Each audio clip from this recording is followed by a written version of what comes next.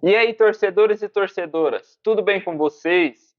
O Brasileirão terminou e eu decidi fazer um vídeo comentando sobre os principais acontecimentos, comentando a campanha de cada uma das equipes.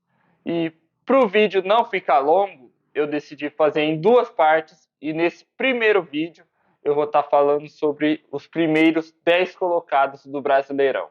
Começando pelo Palmeiras, que conquistou o título, foi o campeão brasileiro pela segunda vez consecutiva, conquistando seu 12º título de Brasileirão, se bem que tem algumas ressalvas, né?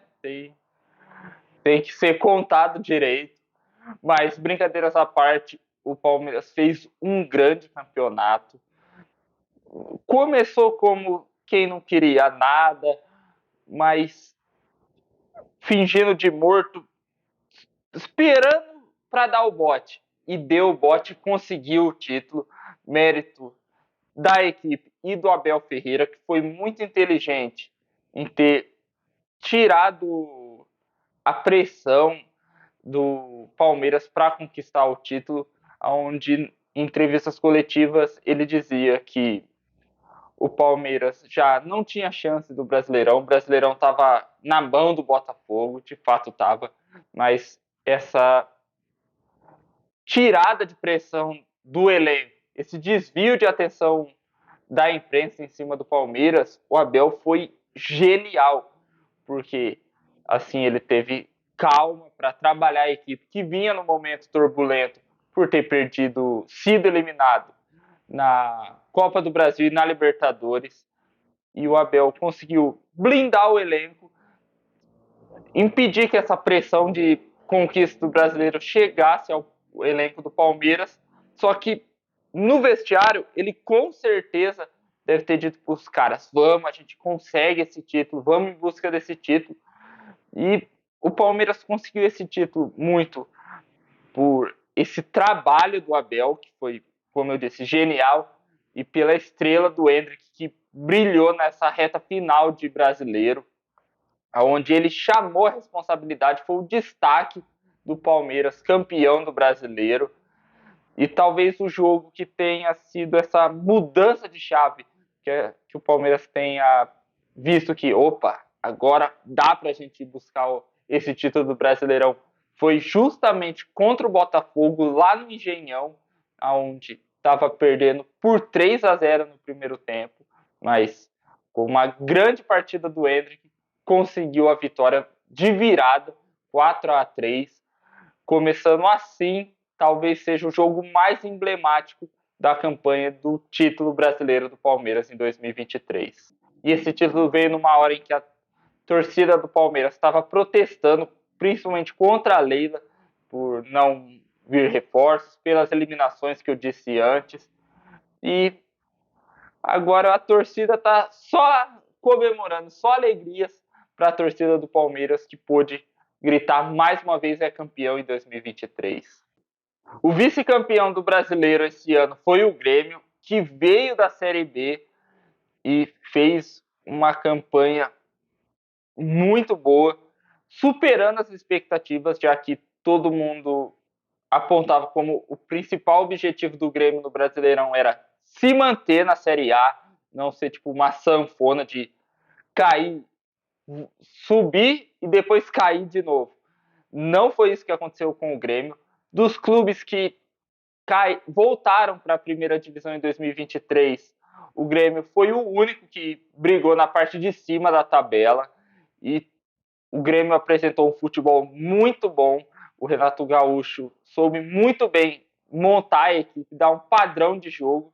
Isso já vinha acontecendo desde a Série B, mas na Série A a gente sabe que o campeonato é diferente, a qualidade das equipes é completamente diferente, e o Grêmio se saiu muito bem, muito também porque contou com a estrela internacional Luis Soares, que foi o cara do Grêmio no Brasileirão, foi um dos artilheiros do campeonato, foi o principal jogador do Grêmio e infelizmente ficou apenas um ano no Grêmio, jogou só um Brasileirão, mas marcou seu nome na história do Campeonato Brasileiro.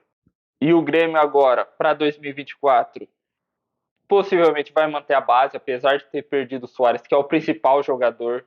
E agora, para ano que vem, o Grêmio vai ter um grande problema, já que, como eu disse, o Suárez não segue no Grêmio em 2024.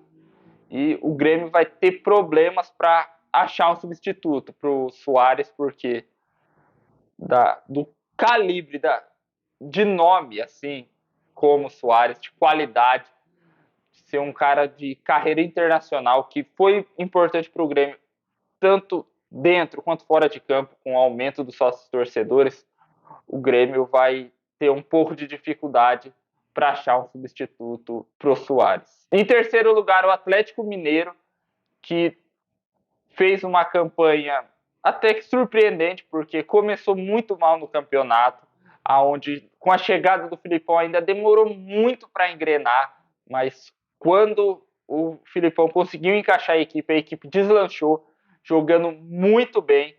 Foi uma das equipes que brigou pelo título até o final, tendo como seus principais jogadores o Hulk, que já é conhecido do torcedor do Galo, e o Paulinho, que para mim foi o grande jogador do Atlético Mineiro no Brasileirão. O Paulinho, que terminou o campeonato como artilheiro da competição, com 19 gols. O Galo tem que valorizar a campanha que fez no Brasileirão, porque era tido como um time que não chegaria longe, que estava mal das pernas com o Cudê. O Filipão chegou, teve a dificuldade dos 10 jogos sem vencer. Aí, quando venceu, a equipe engrenou, pegou confiança e deslanchou. Isso a gente tem que ser pego e melhorar para o ano que vem. Ver que os pontos que foram positivos e os negativos. Em quarto lugar, a gente teve o Flamengo, que terminou a temporada 2023 da pior forma possível, perdeu todos os títulos que disputou, um ano horrível para a história, talvez tenha sido o pior ano da história do Flamengo, perda de títulos, mudança de técnico, começou com o Vitor Pereira, depois São Paulo, e depois com o ano perdido veio o Tite, problemas internos com briga entre o preparador físico do São Paulo e com o Pedro, briga do Gerson com o Varela, depois o Marcos Braz mordendo o torcedor no shopping. E como eu disse, o Tite foi contratado, foi chamado para assumir o Flamengo depois que a temporada estava perdida, um incêndio, e mesmo assim o Tite conseguiu apagar esse incêndio, conseguindo classificar o Flamengo em quarto lugar do Brasileiro e conseguindo a vaga direta para a Libertadores do ano que vem. E o Tite vai ter que fazer uma reformulação do Flamengo. Vários dos jogadores que fizeram história no Flamengo nos últimos anos são ídolos do clube, vão deixar o Flamengo, como é o caso do Felipe Luiz e do Rodrigo Caio, mas essa lista tende a aumentar com Everton Ribeiro, o próprio Gabigol, mas eu ainda acho que o Gabigol vai seguir no Flamengo, apesar do nome dele ter sido ventilado principalmente no Corinthians, eu acho que ele segue no Flamengo. E para ano que vem, como eu disse, o Tite vai ter muito trabalho nessa reformulação, fazer essa mudança de panorama do Flamengo em vista a que foi 2023, que foi um ano horrível para o rubro-negro. Em quinto lugar, a vergonha, a piada do Brasileirão 2023, o Botafogo, que perdeu o campeonato mais fácil da história, com o primeiro turno histórico do Botafogo, liderou do começo ao fim do primeiro turno, começou muito bem no segundo turno e aos poucos foi perdendo gás, foi perdendo pontos que a gente não esperava, a queda brusca que o Botafogo teve no Brasileirão e perdeu um título que estava nas mãos.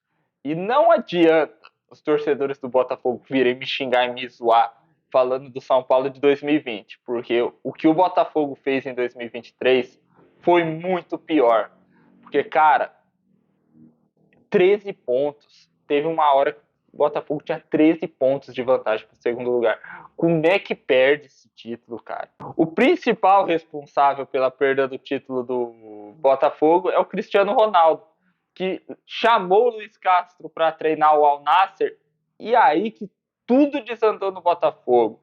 Mudança de técnicos que a gente via que não tinham preparo nenhum para assumir o Botafogo na situação que estava.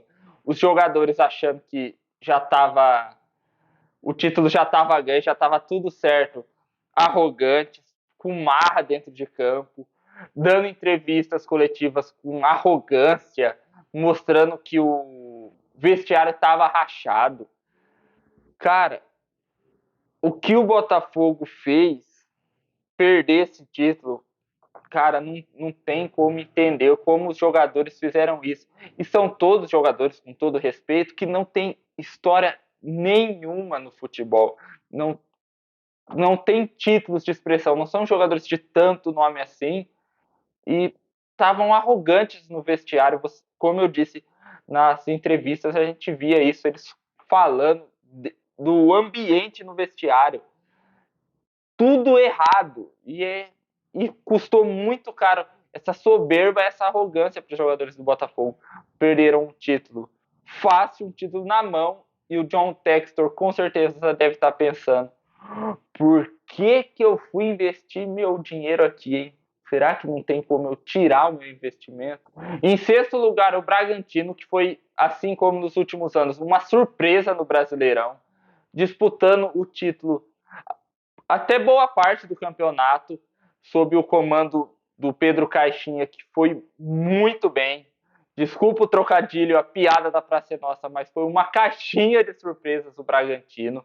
Fez uma campanha muito boa, uma equipe que não tem jogadores de tanto nome, não é uma equipe tão badalada, mas de maneira simples, com o investimento pesado que tem, ano após ano, surpreende, chega entre os primeiros colocados do Brasileirão, e em 2023 não foi diferente. Em 2024 eu acredito que siga fazendo um bom trabalho. Em sétimo lugar, o Fluminense, que por boa parte do Brasileiro brigou lá nas primeiras colocações, mas quando foi avançando de fase na Libertadores, focou totalmente na competição continental, aonde foi campeão, conquistando seu título inédito de Liberta, sob o comando do Fernando Diniz, e depois no Brasileiro pontuou o que precisava para não correr risco de rebaixamento, lutar contra rebaixamento, e usou as últimas rodadas em preparação para o Mundial de Clubes.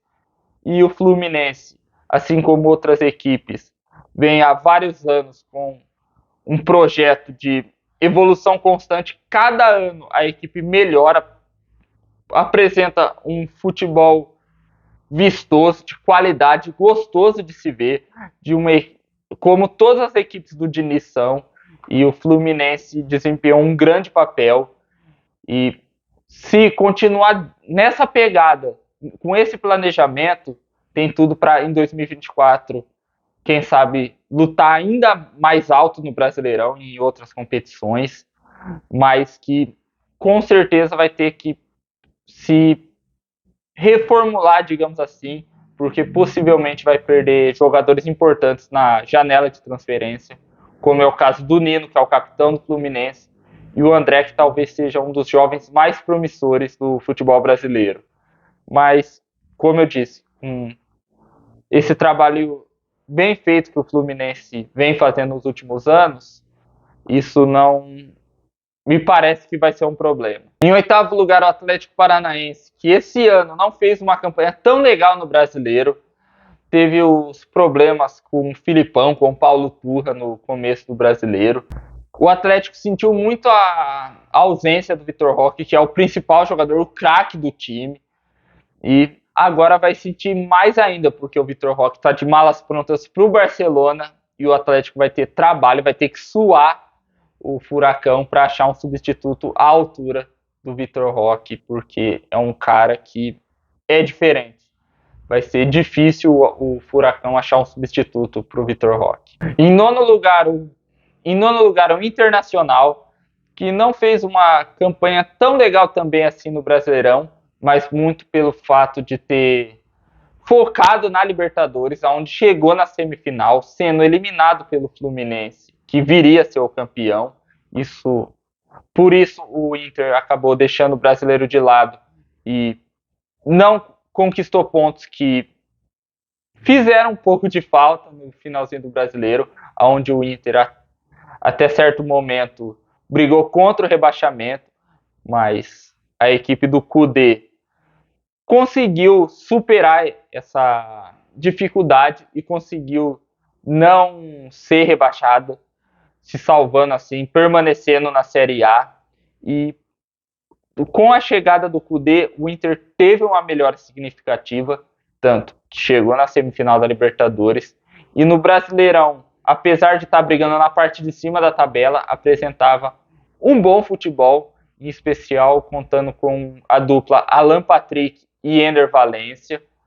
E, como eu disse, se livrou do rebaixamento para a alegria da torcedora símbolo do Inter, Renata Fã. Agora, em 10º lugar, o Fortaleza, que, diferente dos últimos anos, não fez um brasileiro tão vistoso de encher os olhos de nós, torcedores, de quem acompanhou o Brasileirão, muito porque focou em competições internacionais no começo do ano na Libertadores, onde acabou sendo eliminado, e depois na Sul-Americana, onde chegou na final a equipe do Vojvoda, que segue fazendo um grande trabalho no Fortaleza, tem o elenco nas mãos, a equipe sabe exatamente o que fazer dentro de campo, o estilo de jogo muito bem definido, e a diretoria do Fortaleza, que eu não canso de exaltar, porque os caras são sérios, fazem um grande trabalho à frente do Leão do PC, que é uma equipe que serve de modelo para as equipes do Nordeste. E com isso eu vou terminando a primeira parte do comentando sobre o Brasileirão. Espero que vocês tenham gostado do vídeo. Se vocês gostaram, deixem o like, se inscreve no meu canal, ativa o sininho para não perder nenhuma novidade, para não perder a parte 2 do comentando sobre o Brasileirão. E deixem aí nos comentários o que vocês acharam desse Brasileirão no geral, se vocês gostaram da campanha que seus clubes do coração fizeram, se vocês acham que seus clubes poderiam ter ido além do que foram, poderiam ter feito uma campanha melhor. Vamos bater um papo legal. E também não se esqueçam de me seguir nas minhas redes sociais. Eu vou deixar o link na descrição. E é isso, galera. Até o próximo vídeo. Valeu, falou!